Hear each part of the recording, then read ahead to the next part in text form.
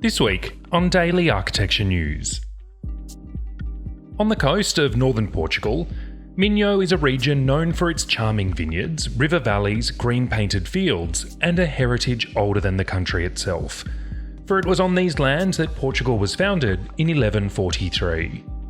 This part of the world is also where Australian-born, Bali-based architect Nicholas Burns has recently completed a sweeping concrete chapel and adjoining meditation room, each located on a 30-hectare estate. Perched high on a view-framing knoll among ancient boulders covered in luminous lichen, the chapel is certainly the attention seeker among the project's two buildings. Its curved concrete roof shoots up above the treetops towards the clouds. Standing in stark contrast to the chapel, the meditation room is the smaller of the buildings in this partnership. Located off to one side, the humble structure called upon stacked shale to hug its exterior, placing the building in symphony with the natural surrounds. After winning an international competition in 2003, Dutch architecture office KAAN Architecten has worked intensively on the renovation of the Royal Museum of Fine Arts in Antwerp, bringing contemporary allure to a glorious beauty of the 19th century.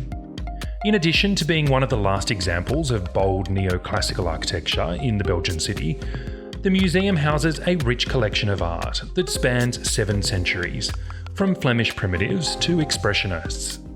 A complete overhaul of the building restores the intrinsic qualities of the space by reinstating original colours, materials and movement patterns throughout the historic halls. Guests now walk through an enfilade of exhibition rooms tinted in dark pink, green and red, where oak doors, tall columns and ornamental plasterwork convey a feeling of ancient grandeur. Meanwhile, hidden in the heart of the old building, a new vertical museum arises as a completely autonomous entity. With bright white exhibition halls, hidden rooms, lengthy staircases, and varying gradations of daylight, the architects say the new museum charts a path full of surprising vertical experiences. Now in its 35th year, the Dulux Colour Awards are a magnet for some of the most illuminating and boundary-pushing design projects, appearing across residential and commercial categories. The program rewards architects, designers and students in Australia and New Zealand for work that continues to celebrate the masterful and sophisticated use of colour. Building upon the program's colourful foundations, the 2021 call-out for entries, which is happening now, is once again expected to attract spectacular submissions, until its closing date on May 24. Finally this week, architecture's greatest honour, the Pritzker Architecture Prize, has been presented to Anne Lacaton and Jean-Philippe Vassal.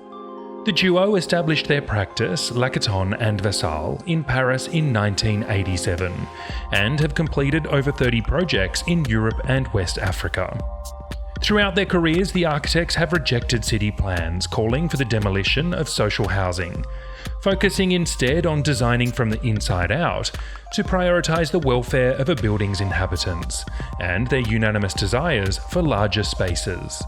Anne Lacaton and Jean-Philippe Vassal are the 49th and 50th laureates of the Pritzker Architecture Prize. You can read more about this year's announcement, plus catch up on all of these stories and more, online now at dailyarchitecturenews.com.